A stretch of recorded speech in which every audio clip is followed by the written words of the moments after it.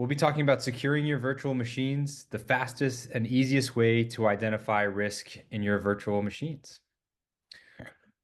At the beginning, we'll open with the good, the bad, and the ugly of virtual machines. The good being why we use them, why we need them, how they benefit. The bad being the fact that they're kind of hard to secure via the traditional methods that we're often given. And the ugly being the outcomes of having unsecure virtual machines. We'll then talk about some virtual machine attack techniques as defined by MITRE. We'll go into some key VM use cases. We'll talk about key risks in virtual environments. At this stage, we'll actually want to hear from you all in the audience what you're most concerned with. That really helps us understand, how to best tailor our offering and our content. We'll then talk about some security challenges, the ReversingLabs approach, and then Andy's going to close it off with a demo showing our product and its ability to understand these large and complex files and surface any potential risks in them. So as I mentioned before, the good, the bad, and the ugly, if we're on this webinar, we're probably using virtual machines and we're probably using them for any number of reasons. Cost efficiency, flexibility, scalability. It's really a great technology that comes with a lot of benefits. But as is the case with almost any new technology, it means a new attack surface. And it also means that a lot of the controls that we've had in place don't map directly. They're not built for that type of infrastructure. And that kind of brings us to the bad. They're large and complex, and running them through traditional scanning engines or trying to continuously pull telemetry from them is difficult. And post-deployment visibility becomes a challenge as well. And then the ugly is kind of what that leads to. These things can be rife with vulnerabilities. They can be a bastion for malware and things like crypto mining. We'll talk a little bit about that. Can cause some unexpected bills to come your way. And this is kind of what we're all about today is making sure that we can bring in the good components of it, that we can get over what's bad about it, and that we can avoid anything ugly. Anything you want to add, Andy, other than a reference to this movie or Yeah, including? great movie. Indeed, But indeed. yeah, it's a good way of talking about it. I think Dan, what you said is exactly right. VMs are a blessing and a curse, right? They save us a lot of time compared to bare metal, but they come with their own challenges. So looking forward to talking through this. Definitely, definitely. And as I look at the picture, I maybe should have switched the bad and the ugly, but anyway, that's only for folks who know the movie. All right, primary VM security scenarios. Virtual machines are used in a handful of use cases, and depending on the use case, your approach to security and the risk associated can change. Andy, in your experience, I think you've been on a practitioner, you've been, a sales engineer, you've seen a lot of this stuff in action. Can you tell me a little bit about these main VM scenarios, starting with VM in for that's being used in production and sold to customers? Yeah, you bet. So the promise of the VM or even containers in some cases is a turnkey management solution, right? So I don't have to install, I don't have to configure, I don't have to optimize. I load an OVA and I'm up and running. So that's the promise. And so if you're I've had some customers, for example, where they get a virtual machine image, and that would be something they'd install to run their entire factory floor. And of course, the factory floor is always air gapped, right? It's really not. But this is another thing that we'll talk about today, where hey, you've got this thing. It's supposed to be turnkey, but you can't just trust it. Right? And even if you felt like you could, there's an auditor somewhere that's going to tell you that you can't and you shouldn't. So, in terms of the production, both sides of that coin, if I'm creating that turnkey solution, I'm doing it because I want my customers to be able to get up and running quick and efficiently. if I'm a customer, again, if it's an assembly line or maybe it's a conditional access network with broadcast equipment, or maybe it's an oil field, I don't know. Whatever it is, I want it to be managed and managed well with a minimum of ramp up time, a minimum of overhead. And then, same thing internally, it's the same concept, right? I want to be able to put this thing together the right way one time, and then I want it to scale. Then I want to be able to push it out. Same thing with the golden images and the VDI. Hey, I want a solid baseline that's going to give a predictable user experience, that's not going to send my data to some place it doesn't belong, and isn't going to hamper my users' ability to get work done. So when we talk about, you know, virtual machines and how they help, these are four use cases that I've seen, and every one of them, the controls to get you to a place where you feel good about doing that load are really a pain in the neck. We Yeah. talked briefly about air gapped, and air gapped isn't right. So anyway, more about that later. That I get everything, Dan. I miss anything Yeah, there? you articulated the challenges well. They vary, but there's a lot of similarities. And I think, in summary, you can't have a security control that defeats the purpose of having a virtual machine in the first place. And so that's one of the biggest challenges is to have them in these scenarios where there's a whole host of benefits. We need a mechanism to bring them in, to ship them out, to bring them in, to create a Yeah. baseline in a secure fashion. So here's where we want to open up a poll for the audience. Could you tell us what your biggest concern is around VMs? Is it unexpected resource utilization? Maybe a crypto miner is installed without your awareness, and all of a sudden your usage shoots up and the bill comes in 10x what you would expect. Is it data exfiltration? Is it ransomware? Is it disruption, reputational damage, or something else? And if it is something else and you want to drop it in the chat, you should feel free to. So here's the poll up on the screen. Would love for you to kind of tell us what your concerns are around this. And while you bring those in, Andy, could you shed some light on some of these? Some of these. I know you're going to do more in the demo, but maybe a little teaser. Yeah, sure. So we'll talk about all the above, right? So one of the benefits of the golden image is it gives me a solid baseline and I can throw it anywhere. One of the downsides of the golden image concept is that if it's got a defect, if it's polluted or doing something, then hey, wherever I throw it, it's chugging along doing whatever it's configured to do. And we'll show you during the demo, we'll show you a base image that's got a crypto miner. And if you think about that, it just, yeah, there's real money on the line there, right? If I've got a base image and I distribute it and that thing starts cranking, at some point my cloud wants to cloud burst, it wants to auto scale, and for what? So that somebody can make money. So, very exciting times. Someone else is making money and your bill's going up. Not a great scenario. Here we got the results up here, and this is about what I would have thought. I think all the above can lead to reputational damage too when you have to disclose disclose the event. So that one probably could go without saying. So I think this demo is going to be well suited for this audience, Andy. Cool. All right. Should be fun. Sweet. All right, on to the next. So I want to talk about some of the legacy VM security requirements.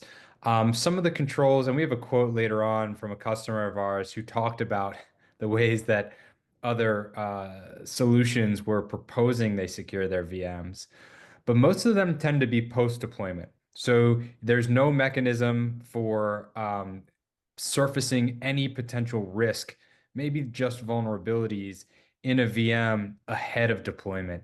A huge challenge, and kind of defeats the purpose, especially in the case of a golden image. If there's a defect in that, that gets multiplied by the number, or VDI, by the number of instances that thing is manifested. Another is a lot of these are runtime reliant. Another thing that's going to fly in the face of the value prop of VMs and agents required. I think we all have enough agents on our physical endpoints to require them of these as well is just a burden that um, a lot of us don't have an appetite for. Anything you want to layer on here, Andy? Yeah, I think if all this stuff was working right, we'd have zero people on this call, right? That's a good point. That's a good point. And so you're probably here to learn, what is the new approach, right?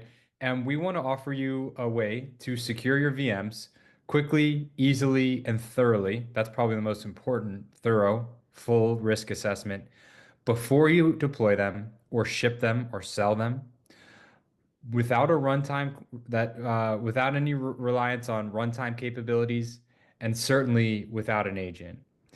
It's through something called complex binary analysis. And if you know ReversingLabs, this is the heart and soul of our company. We have an engine called Spectra Core, and it's able to ingest a large number of file types, and virtual machines are included. And I'll show you the list that we have compatibility for in a moment. Large file sizes, which is a non-negotiable if you're even going to say that you can vet an entire VM, and we can quickly deconstruct them down to their base elements and assess them for these six risk categories on the right. So we'll let you know if there's the presence of malware, if this binary has been tampered, or if anything has been tampered with via behavioral changes. We'll let you know if there's any vulnerabilities present, and we'll also prioritize those vulnerabilities for you so you know where to start. We'll surface any hardening gaps, any secrets or licenses that shouldn't be there. And we're also going to provide an SBOM. And for those who are up to speed on the latest from Cyclone DX16, we're also going to offer, or not going to, we do offer XBOM capabilities for things like the cryptography bomb, the C bomb, the ML bomb, the SAS bomb for services. So from this fully compiled asset, we're able to run it through our engine and on short order tell you if it's clean or not. It's the only risk analysis for VMs that doesn't require anything from before. Andy, I know you've been close to this for a very long time. Anything I missed about kind of our complex binary analysis or the engine that allows us to do what we're about to show you? Yeah, I think you got it. I think one of the kind of tangential use cases involves inventory. So SBOM is, I don't hear that a lot amongst operations folks, right? Not a big concern once they got it.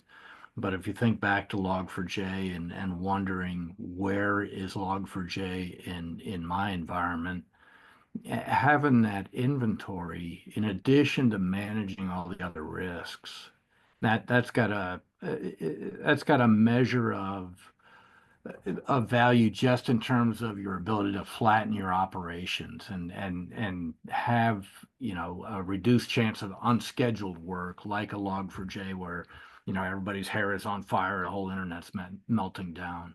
So that's the only Yeah. thing I'd add, Dan. Yeah, that's a really good point. And I want to go back. I'm kind of going off script here. I want to go back to these scenarios. And now with this new process in mind, you can start to think about how you would operationalize such a tool.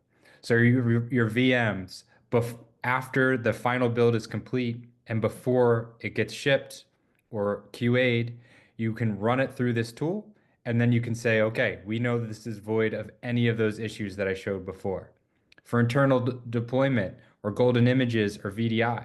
Once you have that VM that you're going to plan to scale out and spam everywhere that's necessary, you can run it through this machine and make sure it's clean, especially in air gapped, whether it's genuinely air gapped or not. You can vet it before it goes into that, air gapped environment so that you don't need to break your air gap for any reason. So this is a little off script going backwards, but I wanted to make sure that I touched on that and how now that we see how it's done, how it would apply to those various scenarios. Jumping back to the regularly scheduled program, I did tell you that I'd talk a little bit about some of the tech specs of what we're doing here. So, one for file types, they're all listed here. You can screenshot it. And if there's anything here that you feel is missing, let us know. We have a very receptive and responsive product management and R&D team who is consistently expanding our product based on the requests of our customers. We've not only expanded our ability to ingest these file types, but we've written detection capabilities specific to the challenge at hand. And the next slide will provide a little bit more detail on this. But there's a MITRE attack technique, T1525, who have memorized all 300 some techniques in the framework. No, I'm kidding. But it's the implant internal image technique, which is specifically about a technique that abuses a flaw in containers and VMs. We have speed and simplification at the heart of everything we do, and I think it's exemplified in our VM security capabilities. Other scanning tools require SSH or a remote shell to connect to a running machine or agent. We know that's not always viable, and we know that the challenges associated with that just make it a non-starter, and that's why we've built what we have. And then breadth is absolutely essential.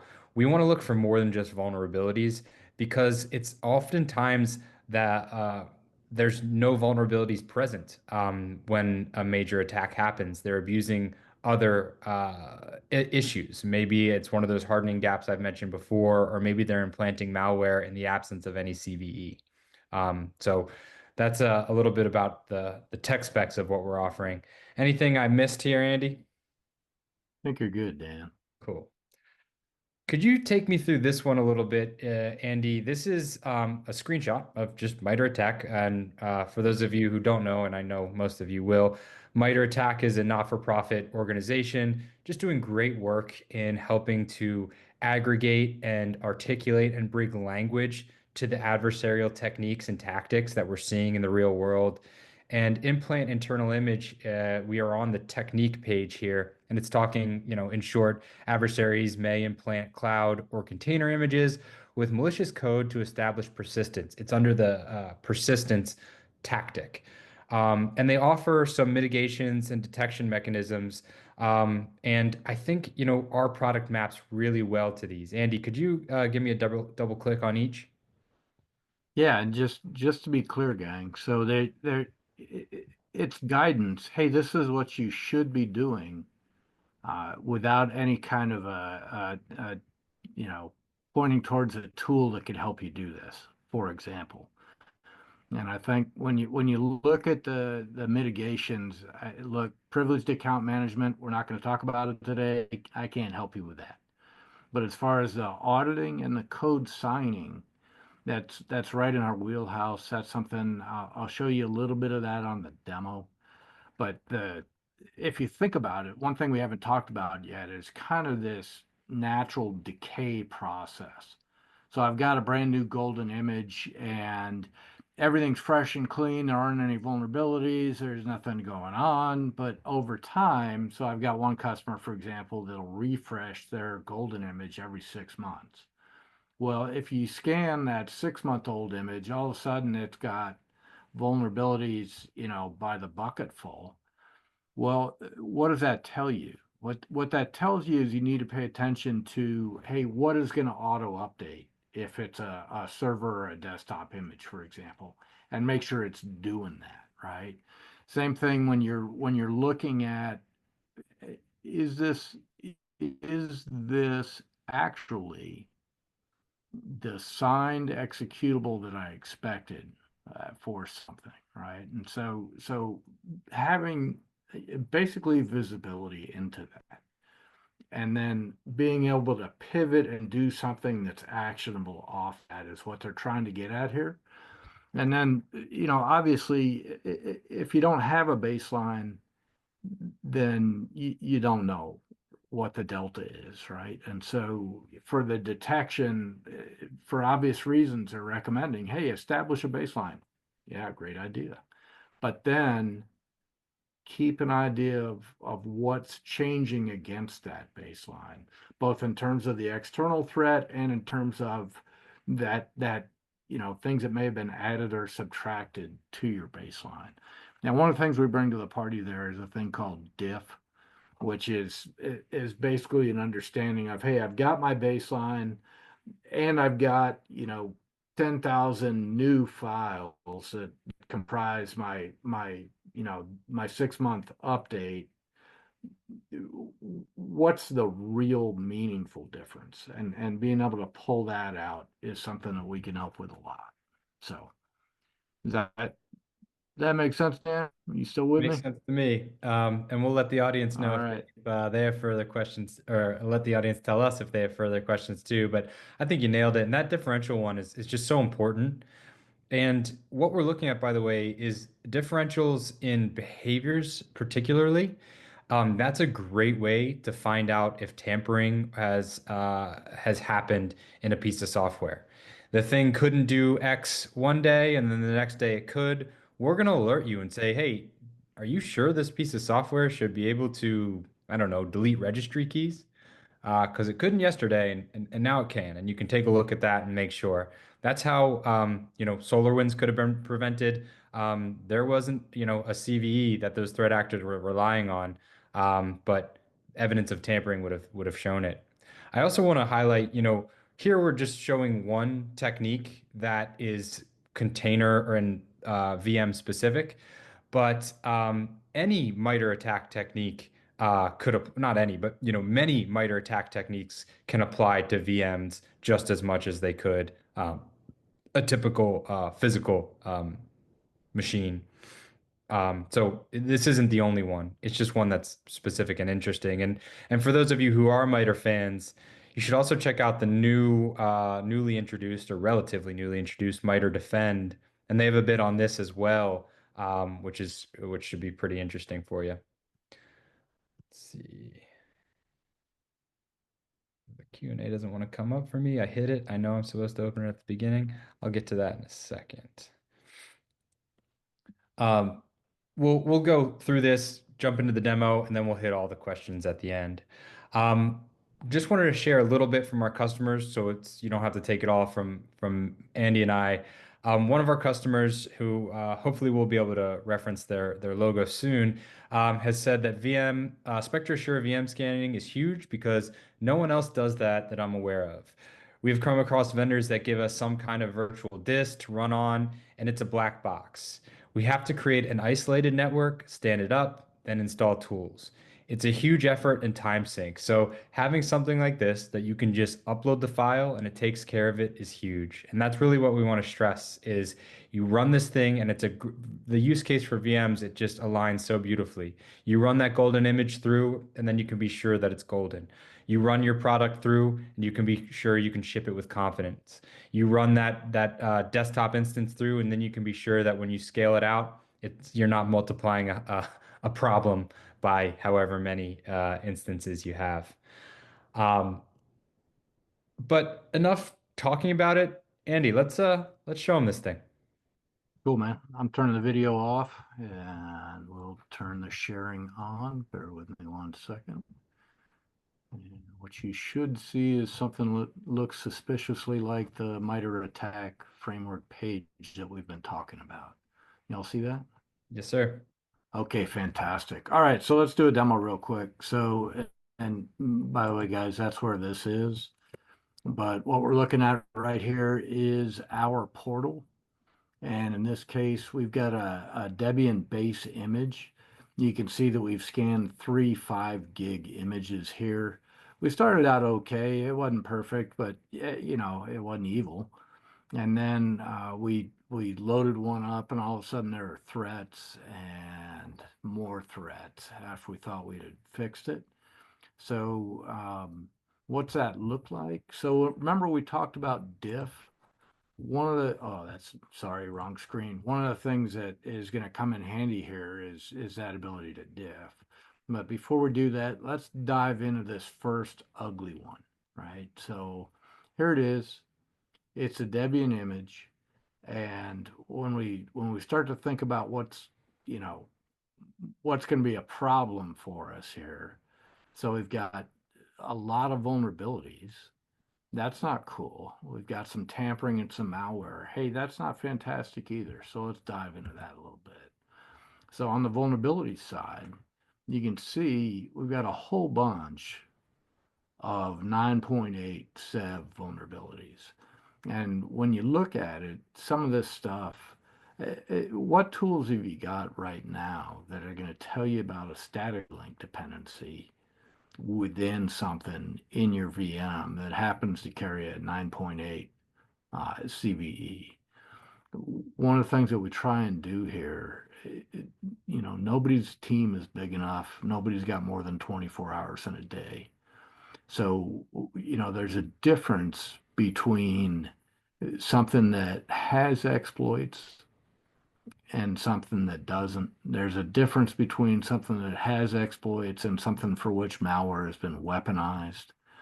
And so when you're doing your triage and when you're trying to get figured out what you want to get in front of, I think this is pretty helpful. If you are the recipient of one of these turnkey VMDKs or some kind of an image, one of the things that you can do is you can share, right? If this thing is doing something where you know what, you're not going to push it into production, you can share with your vendor right now for a limited time basis, and they can look at exactly what you're looking at based on that share, and you can have it so that your report that they're looking at only calls out the things that are failing your policies. So in terms of vulnerabilities, don't have a lot of time to do it justice today, but hopefully that gives you some taste of what this is. And oh, by the way, we've got the full SBOM, the full software bill of materials, so that if you're maintaining a library and whatever libcurl3 comes out with a horrible sev10 tomorrow, you're not asking yourself where it is. You know where it is. It's in these images, and you can run it down from there. So on a more exciting side, if you're into malware, if you look at this, we've got some files that are problematic based on a heuristic signature. And I want you to think about that. So, when does your EDR get done scanning a 5 gig image? You know, and one of the things that I probably should have showed y'all is that, so for 5 gig, it took me a lot longer to upload this than it did to scan it. So here's a 5 gig image, under 10 minutes to scan, and you've got all the data. So sorry I'm jumping around here, just kind of winging it here, but this entry point shell, what's special about that? It's got a heuristic signature. What's the problem? Hey, when you look at this, if you dive in a little bit, it kind of looks like it's one of those Monero coin miners. And for those of y'all that are really good with, crypto, one of the things about Monero is what? Hey, anonymity. Very cool. So if I can get your systems to mine Monero for me, what are the odds of you tracing it back to me? Not real good, right? And so that's the one of the shell files that we found. And remember, this is a base image. This is going to go everywhere, right? Same thing, there's a JSON file in there, and what's that doing? Hey, yeah, coin miner generic. So that thing is also invoking a coin miner. And so when you start to think about the risks of this, look, we all get, ransomware is very bad, stops operations, and it's a real problem. But if you can't vet this kind of stuff, then you're going to see real costs, and those real costs become resume generating events pretty quick. And so that's a good example of that, right? If you're wondering about more, so we did publish a blog that'll let you circle back and kind of talk you through what we're doing here today. And then in terms of diff, here's a good way of looking at diff. So I've got two of those samples, that same Debian base or Debian base, however you want to say it. And if you look, the old one, the 1.0, just like we saw. Hey, no malware, hallelujah, that's great. It ain't perfect, but it's not mining crypto for you. On the other hand, you look at the second version and there it is right in front of you. You can dive into that a little bit and you can see, okay, if I'm in a detailed report and I'm looking at the version diff issues, remember those two files? Hey, there they are right there, right? Files, newly impacted by one of these threat hunting issues. So I know I'm moving fast, gang, but I hope that helps you. Bottom line is assess a 5 gig image in 10 minutes, understand the risks, do it again for an update, and recognize that, hey, this one did bring in risks and they're meaningful risks, and then get to the bottom line of that. So, any questions about that, Dan? Did I get that mostly nailed? You did, yeah. It's really cool to see it in action and just how much you can drill in. I mean, one of the things that I always appreciate is that home screen, you just get a 0 to 5 level, right? And I'm pretty sure that dropped to a zero once malware became present. Before, when there was some licensing issues, what was it? A four, a three? Yeah, not a showstopper, bottom Not a line, right? showstopper. So, so it ain't perfect, and there's some things I'm going to want to keep track of. But the other thing that you can see right here at a glance, hey, 15 severe vulnerabilities that are being exploited. The new release, hey, 24. What? We're not getting better, right? So, yeah, good Yeah. point. And that's what I really like. It's like, well, this product will meet you where you are.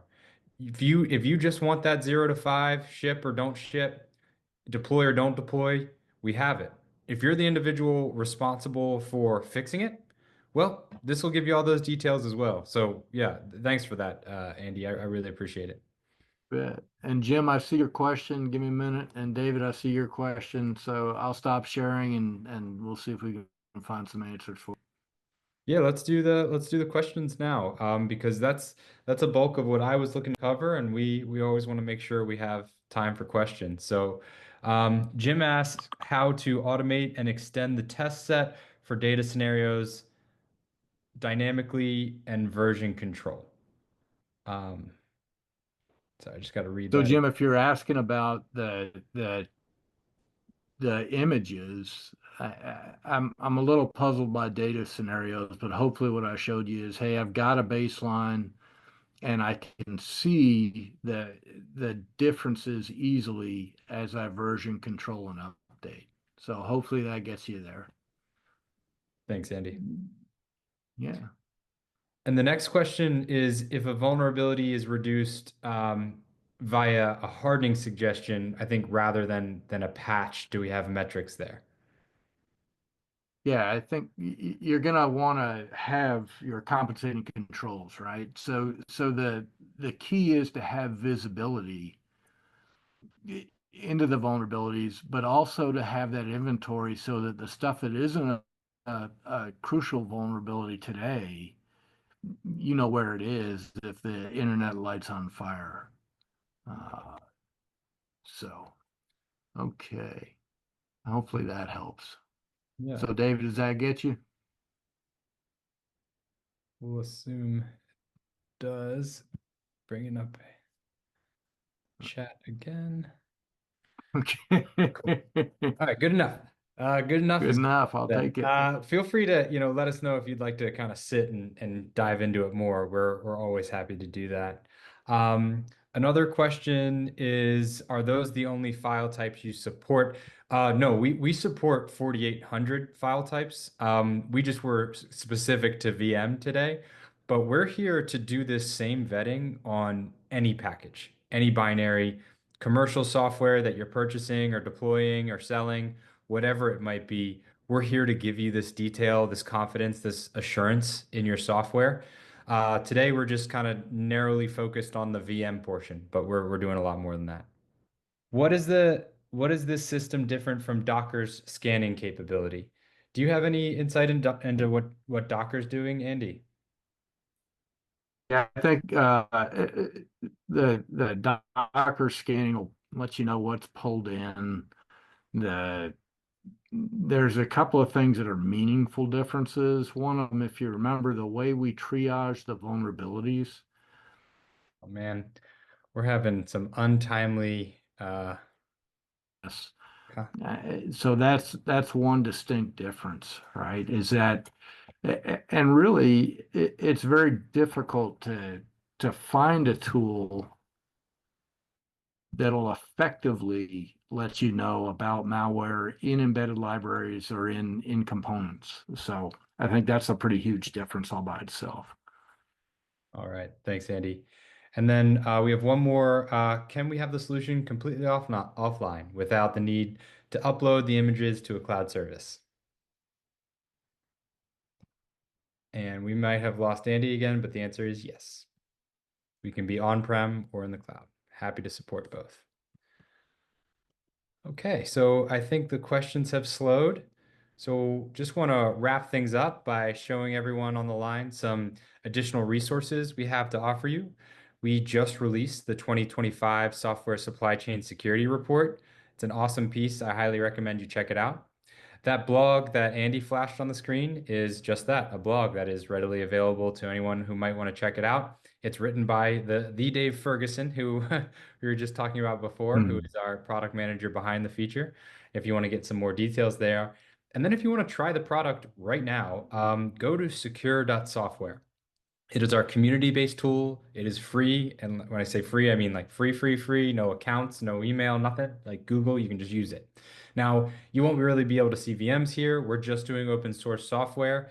But if you want to check out some maybe open source that you might be using, or just get a feel for what a version of the product might look like, please do check out secure.software. It can be pretty fun to play around with.